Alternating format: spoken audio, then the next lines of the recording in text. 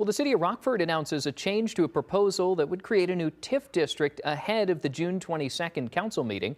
The proposed South Rockford Industrial TIF district would be in the same area that a potential data center could be constructed, and that's drawn criticism from the community. In a social media post, the city says that language was added to the proposal, not allowing the development or operation of a data center from being eligible for assistance. The announcement comes after a recent decision at the state level.